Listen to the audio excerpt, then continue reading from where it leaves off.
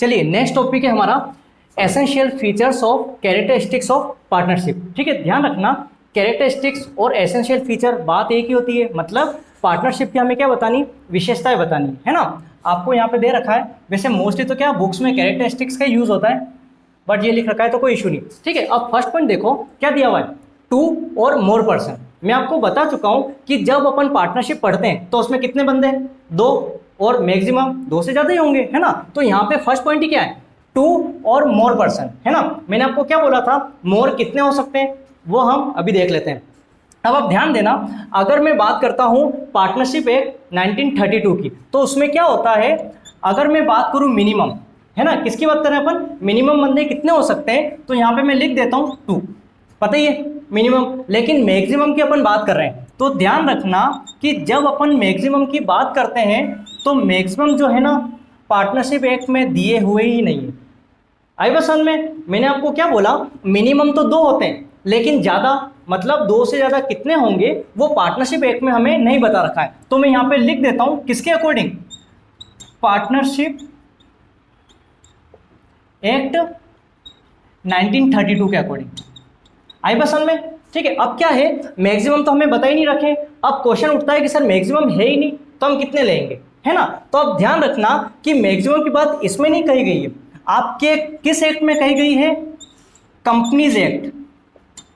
आई बस समझ में, किस में कही गई है, कंपनीज एक्ट में बात कही है किसकी, मैक्सिमम की। यहां तक समझ में आ गया। मैक्सिमम की पार्टनरशिप एक्ट में कोई बात नहीं बोली है, कंपनीज एक्ट में बोली गई है कुछ बातें कि मैक्सिमम कितने होने चाहिए। तो ध्यान रखना, ये यहां पे अपना पॉइंट क्या बना कि कंपनीज एक्ट में कितने मैक्सिमम बंदे हो सकते हैं। ठीक है, तो मैं यहां पे आपको लिख देता हूं मैक्सिमम। ठीक है, मैक्सिमम की बात हुई है कंपनीज एक्ट 2013 में। आई बस समझ में, मैक्सिमम की पार्टनरशिप में तो बात नहीं कही, बट किस में बता दी, कंपनीज एक्ट 2013 में बताई गई है। और कौन से सेक्शन, सेक्शन 464 में बताई ये बात। आई बस समझ में, फिर मैं बता दूं मैक्सिमम की बात, कंपनीज एक्ट 2013 में सेक्शन 464 में क्या बताया गया है कि मैक्सिमम 100 बंदे हो सकते हैं, 100 पार्टनर्स।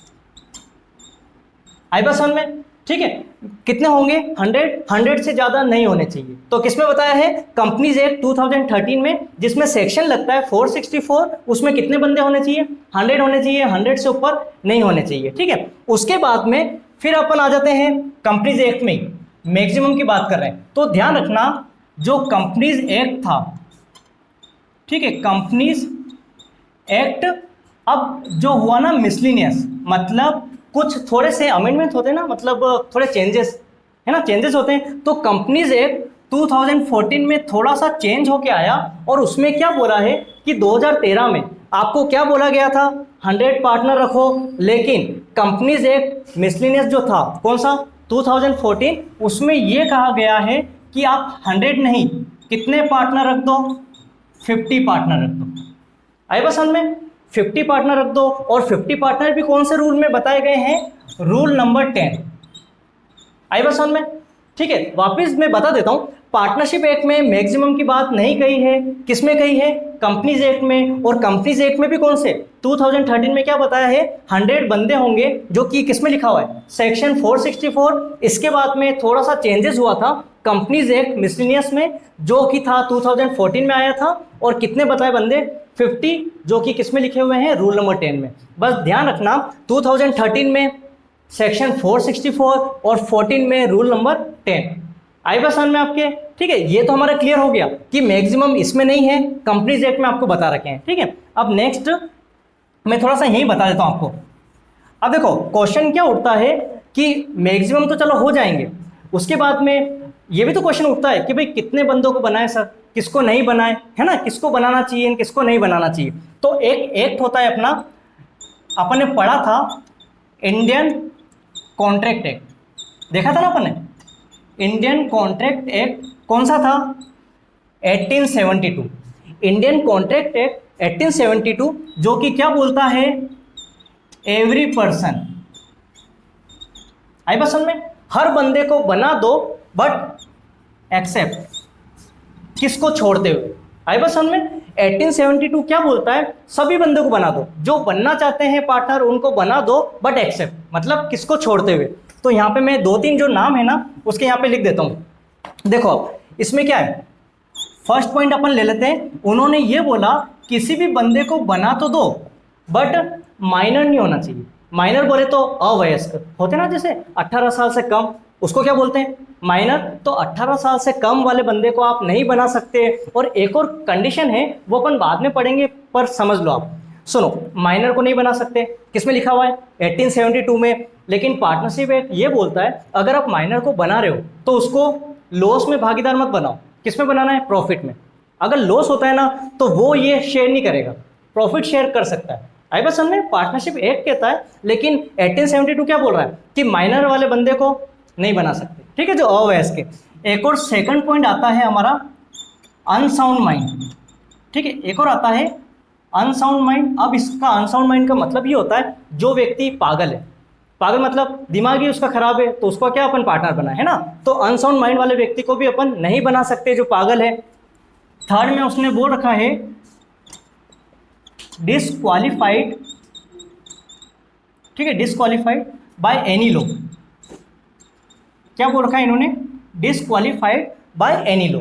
आगे समझ में, मतलब अगर उसको कानून ने ये बोल रखा है कि ये बंदा किसी के लायक नहीं, मतलब अगर आपके पैसे खा के भी भाग जाता है और आप जाते हो कि भाई केस कर दूंगा मैं कोर्ट में केस भी कर दिया, तो कोर्ट क्या बोलेगी, हमने तो पहले ही बोल रखा है कि वो क्या है, डिसक्वालीफाई है, मतलब वो बंदा किसी के लायक नहीं, ना तो उसके पास घर बार है ना रहने के लिए कुछ नहीं है, तो वो क्या है, हमने पहले ही उसको डिसक्वालीफाई कर रखा है, तो आपने उसको दिया क्यों माल। आया समझ में, तो उन बंदों को हम नहीं बना सकते। और ये कहाँ लिखा हुआ है, 1872 में। यहाँ तक क्लियर है आपके। तो ये चीज हमारे थी, जो फर्स्ट पॉइंट था ना, 2 और मोर पर्सन, समझ गए आप, वापिस समझ लो। 2 मिनिमम कितने रहेंगे, 2 रहेंगे, और मैक्सिमम कितने, पार्टनरशिप एक्ट में है ही नहीं कुछ, है ना। अगर आप बताना चाहते हो तो क्या बताओगे, कंपनीज एक्ट कौन सा 2013 में कितने बंदे होंगे, 100, जो कि किस में लिखे हुए हैं, सेक्शन 464 में, ठीक है। 14 में थोड़ा चेंजेस हुआ था, जिसमें कितने बताए थे, 50, जो रूल नंबर 10 में लिखे गए हैं, और 14 एक रूल है कंपनीज का, उसमें लिखे गए है ना। उसके बाद में इंडियन कॉन्ट्रैक्ट एक्ट 1872 में क्या लिखा है कि कौन से बंदे नहीं हो सकते, माइनर, जो अवयस्क 18 साल से कम है, जो पागल है अनसाउंड माइंड, और जो डिस्क्वालीफाई बाय एनी लॉ, कानून ने उसको अयोग्य घोषित कर रखा है। क्लियर है यहाँ तक। अब सुनना, first point complete. Second point था हमारा एग्रीमेंट, ठीक है, यही लिख देता हूं मैं, एग्रीमेंट। अब ध्यान देना, एग्रीमेंट का मतलब क्या होता है, अगर कोई बंदा अपनी फर्म में आ रहा है तो क्या आप ऐसे ही रख लोगे, नहीं रख सकते। जैसे ही वो बंदा आया आप क्या पूछोगे, कहाँ का रहने वाले हो, क्या करते हो, कहाँ घर बार है, ठीक है भाई, कितने पैसे लगाओगे, ये पूछोगे ना। ये थोड़ी कि भाई उसने बोला कि मैं आना चाहता हूँ, वह भी आ जाना कल से, ऐसा नहीं होता है। तो आप क्या करोगे, उसके लिए एग्रीमेंट करोगे। तो ध्यान रखना, एग्रीमेंट जो है ना, 2 तरीका होता है, एक तो होता है ओरल और एक होता है रिटर्न। यहाँ तक क्लियर है आपके। एग्रीमेंट 2 तरीके के होते हैं, एक होता है ओरल और एक होता है रिटर्न। अब ओरल मतलब आया, उसने बोला मैं इतने रुपए लूंगा, इतने में फीस लूंगा बच्चों से, या इतने जो भी लूंगा मैं पैसे, हो गया है ना, उसने बोला मैंने मान लिया, वो तो क्या हो गया, ओरल। और एक ये भाई आए हो, छोड़ के नहीं जाना है बीच में, मतलब मैंने क्या एग्रीमेंट कर लिया, रिटर्न। क्योंकि ओरल की कोई वैल्यू नहीं होती, आज बोला कल अगर मुकर जाए, है ना, कल मना कर दे तो अपन कुछ नहीं कर सकते। तो आज के टाइम में ओरल तो कहीं है भी नहीं, क्या होता है, रिटर्न एग्रीमेंट होता है। आई बस होता है ना भाई, कुछ भी अपन काम करते हैं तो क्या होता है भाई, ये आपको करना पड़ेगा एग्रीमेंट, तो रिटर्न एग्रीमेंट ही होता है। तो रिटर्न एग्रीमेंट जैसे हो जाए, आप नाम क्या दे रहे हो, रिटर्न, तो जैसे ही रिटर्न हो गया तो उसको हम कहते हैं पार्टनरशिप डीड। आई बात समझ में, ठीक है, क्या हो जाएगा, पार्टनरशिप डीड। क्लियर है। एग्रीमेंट 2 तरीके होते हैं, एक ओरल होता है और एक रिटर्न होता है। अगर रिटर्न में एग्रीमेंट आप कर रहे हो तो उसको क्या नाम देंगे हम, पार्टनरशिप डीड। यहाँ तक क्लियर है आपके, ठीक है। ये हमारा सेकंड पॉइंट कंप्लीट। थर्ड देखो आप, थर्ड में यहाँ लिख देता हूँ, यहाँ कर देते हैं थर्ड पॉइंट। अब थर्ड पॉइंट क्या था, बिजनेस, है ना। अब बिजनेस में क्या, जब आप बिजनेस स्टार्ट करते हो, मैं बिजनेस चला रहा हूँ, कब स्टार्ट हुआ, जैसे नहीं होता है किसी भी अपन कंपनी में जाते हैं, उसमें लिखा होता है कि एस्टेब्लिश्ड कब हुई, मतलब कब उसकी स्थापना हुई। तो यहाँ पे बिजनेस में आप क्या लिखोगे, एस्टेब्लिश्ड कब हुई है। क्लियर है आपके, ठीक है भाई, कब हुई आपको पता तो होना चाहिए। पता चले कि स्टार्ट तो आज कर रहे हो, आपने लिख दिया वर्षों पुराने से स्टार्ट है ना, ऐसा नहीं हो सकता। ये हो गया। नेक्स्ट पॉइंट प्रॉफिट शेयरिंग, मतलब अगर बंदा बिजनेस में आ रहा है तो मैं उससे क्या बात करूंगा कि भाई इतना अपन कमाएंगे तो आपको इतना प्रॉफिट दे देंगे। अगर एग्री करे तो आप कंटिन्यू करो पार्टनरशिप को, और अगर एग्री नहीं करें तो नहीं कर सकते कंटिन्यू। आई बस समझ में? तो प्रॉफिट शेयरिंग पहले ही आप उससे डिस्कस कर लो भाई इतना लेगा या नहीं लेगा, है ना। अगर हो जाए डिस्कस, सही हो जाए तो फिर कंटिन्यू करो आप बिजनेस। क्लियर है आपके? Next point, business can be carried on by all or any of the partners acting for all. Definition हमने देखी थी, उसमें क्या था, अगर 10 बंदे बिजनेस कर रहे हैं, एक जना बैठेगा, हो सकता है 9 जने नहीं बैठे, है ना। तो जरूरी नहीं कि हर एक जना बिजनेस में काम करे, पैसे लगा दिए उन्होंने तो ठीक है, एक जना भी बैठेगा तो भी क्या होगी, पार्टनरशिप होगी, बट एग्रीमेंट उन 10 का होना चाहिए। क्लियर है आपके?